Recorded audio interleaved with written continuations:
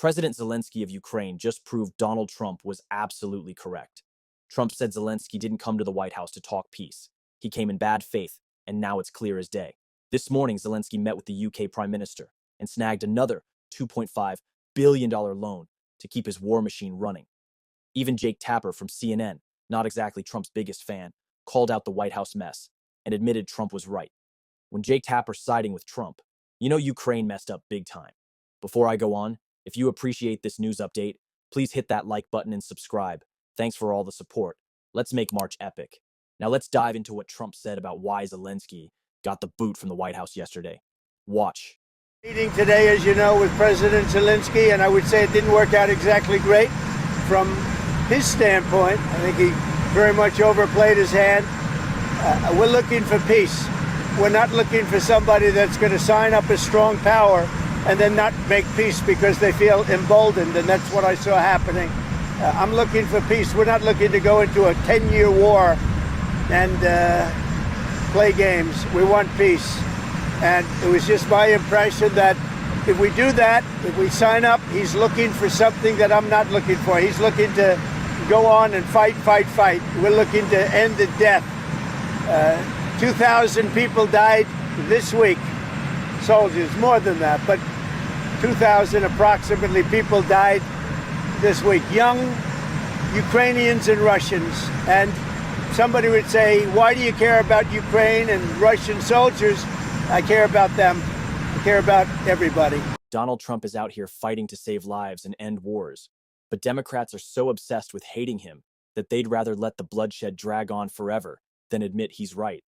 They bash Trump for pushing peace just because he's the one doing it. Talk about derangement. Here's why this drives Trump and J.D. Vance up the wall. Zelensky keeps pulling the same shady bad faith moves. For weeks, they've been hammering out this mineral rights deal. Just 10 days ago, Zelensky and the Secretary of State had it locked in. Done deal. Then Zelensky hops on TV, claims there's no agreement, and says he'll ditch it unless the US throws in security guarantees. This guy's got a habit of saying yes behind closed doors, then flipping the script in public to squeeze more out of the deal. So, they rework it again, thinking it's settled. That's why Zelensky even showed up at the White House. But right there in the Oval Office, he tries the same trick, staring Trump down. He never planned to sign anything. He just wanted to cry to the American media, hoping to pressure Trump into caving. Big mistake. Zelensky thought he'd outsmart Trump, but it blew up in his face. Trump's pushing this deal for peace and profit. Zelensky's playing it to keep his war going and strong-arm Russia into a better offer. That's why Trump told him yesterday, "You're playing with World War III." And now, less than a day later, Trump's proven dead on as Zelensky's over in England, begging for more cash. Loan agreement, and I want to thank you and your ministry for your work in getting to this point. As you say, unique amongst the G7, the money available from our loan agreement will enable you to use those funds in the way that you best see fit, including for military procurement, so that you can better defend your country. And of course, this is in addition to the £3 billion a year ongoing support from the United Kingdom to Ukraine. Is about helping to secure the territorial integrity of Ukraine and protecting your security. But if I might say, it's bigger than that. It's about the security and prosperity of all of Europe, and we're pleased to play our part alongside you in the huge efforts and undertakings that you're making. But perhaps now is the moment to sign this loan agreement, Minister. Zelensky's a straight-up liar, and this mess rips the mask off Europe and the UK too.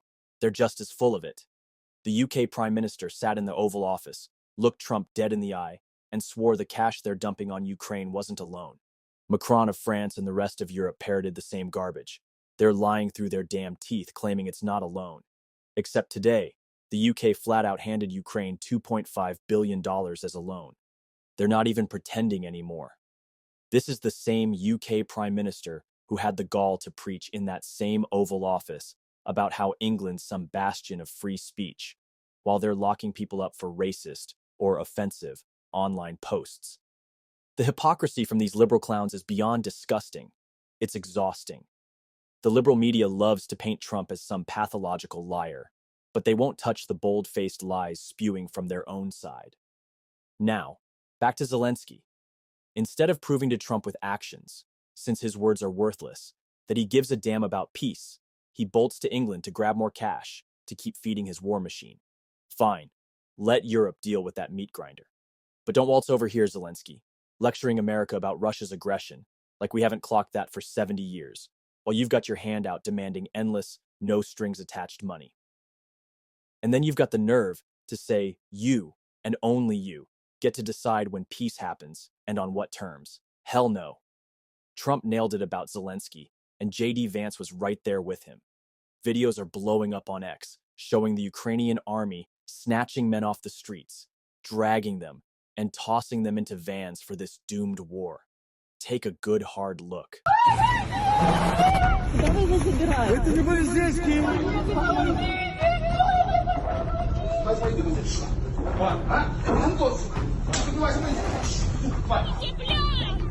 Ukraine's so desperate they're yanking men off the streets to fight this war.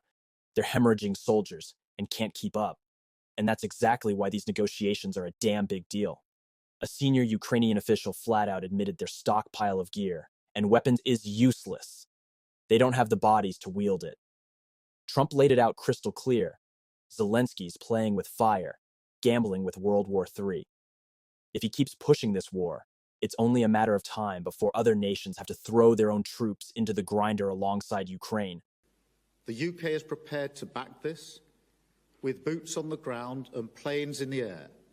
That'll force Russia to break out its heavy-hitting weapons.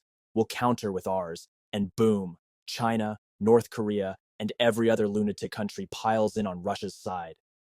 Next thing you know, we've got a full-on global thermonuclear shitstorm. It's so obvious even Jake Tapper can't deny it. Tapper took to X last night and straight up said Trump's right on this. His post quoted some pro-Ukraine expert who usually backs Zelensky but isn't blind. Today's showdown proves Ukraine's losing. Bad. Russia's churning out tens of thousands of drones a month, and Ukraine can't shoot them down.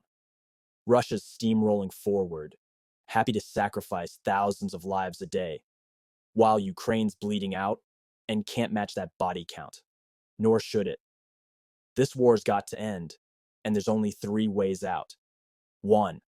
America dumps in weapons and troops, risking World War III. 2. Ukraine waves the white flag and bends to Putin.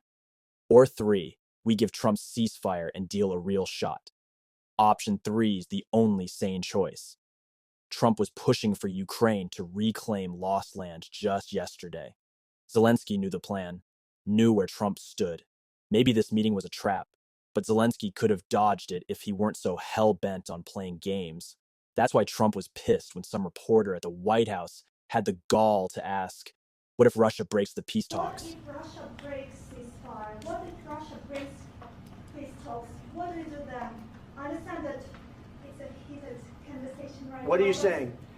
She's asking, what if Russia breaks the ceasefire? What if anything? What if a bomb drops on your head right now? Okay? What if they broke it? I don't know. They broke it with Biden because Biden, they didn't respect him. They didn't respect Obama. They respect me. That's the difference. Respect. Trump respects Putin as a world leader, and he gets the same in return. That's why everyone trying to protect Ukraine is only putting them more in danger. Trump sees that, and no matter the pushback, Trump knows. This is what's best to keep America safe now and in the future. These clowns are trying to dodge accountability with pathetic whataboutism, and Trump's not having it. They're whining, what if Russia breaks the peace later? And Trump's firing back, let's handle that if it happens. You're refusing to stop the bloodshed now because you're scared of bloodshed later. That's weak. History proves Trump's the real deal on security. Russia snatched Georgia under Bush, grabbed Crimea under Obama, and stormed Ukraine under Biden. But under Trump, not a damn thing. The so-called Putin puppet kept Russia in check.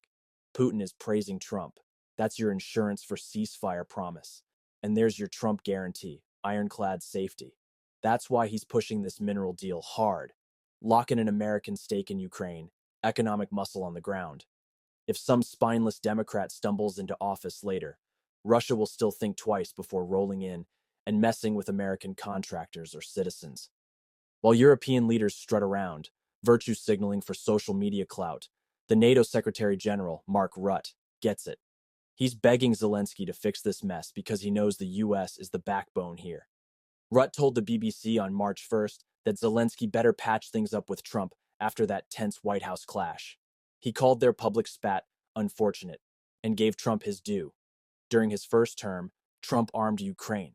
Facts. Rutte knows Europe's big talk is just hot air. They can't fund this war, can't twist Russia's arm for peace. And here's the silver lining from yesterday's showdown. Europe's now stuck footing the bill if they want this fight to drag on. They're forced to face a future where they jack up military spending for NATO and their own backyard. Those smug European citizens who love trashing America, they're about to learn their cushy welfare states, freebies, and endless vacations were bankrolled by America's military might. Let's see how they like running a real country without Uncle Sam's wallet. Marco Rubio nailed it, blasting Zelensky for waltzing into the White House, pretending he's there for peace, only to pull that disrespectful stunt in front of the American media. Total waste of everyone's time. Zelensky thought he could play games, but Trump's not Biden. He's not letting this slide. We're ending with a clip from Secretary of State Marco Rubio tying a bow on this whole mess. He lays it out. Zelensky tried to play America because he got away with it under Biden, but Trump's standing tall, stopping World War III by putting Zelensky in his place. If you're fired up about this, smash that like button and subscribe for more.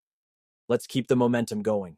Trump said just when he was leaving the White House after that meeting that he doesn't think President Zelensky wants peace. But isn't that why the Ukrainian leader was in the Oval Office for that meeting today? Well, he was in the Oval Office to sign a minerals rights deal. That's what he was in the Oval Office to sign today. But again, when you have comments that deliberately appear to be after having discussed this repeatedly, deliberately appear to be geared towards making the argument that peace is not possible. Again, he turns to the vice president. What kind of diplomacy are you talking about? Almost as if to say, these people, you can't deal with them. You can't have any negotiations with Putin because he can't be trusted and you're just wasting your time on negotiations. Well, he's basically undermining everything the president has told him he's trying to do. Look, there's no need for that. You start to suspect, does he really want an end to this war? Does he just think that, we have to do whatever he says and give him anything he wants without any end game? That was the Biden strategy. We were funding a stalemate. We were funding a meat grinder. And unfortunately, for the Ukrainians, the Russians have more meat to grind, and they don't care about human life. We've seen it, human waves, the North Koreans, etc. And so this is a very complex thing. It's very delicate. It's very costly. It's very bloody. It needs to be brought to an end, but it isn't going to be brought to an end with public pronouncements and maximalist demands in the public, but in real diplomacy. The vice president was right. Zelensky seems to not understand that the fact that they made it this long is courtesy of us being on their side all this time. His soldiers fought bravely and valiantly against a much larger country. Kudos to them. But this war is going nowhere. It's at a stalemate, and Russia is only building up its arms by the day. So instead of being thrilled that only 5% of your country got taken over, instead of all of it, Zelensky would rather keep this war going, trying to reclaim the 5% and then Crimea, while risking losing the other 95% of his country. And what I think is that he's been siphoning billions and billions off, probably sitting in some Swiss bank account, and if things get really bad, he'll just flee the country, live the rest of his life as a billionaire, get a book deal for being the guy who fought Russia for 3 years, and move on with his life. Or he's just really interested in causing World War III. I can't tell which one it is, but it's one of the two.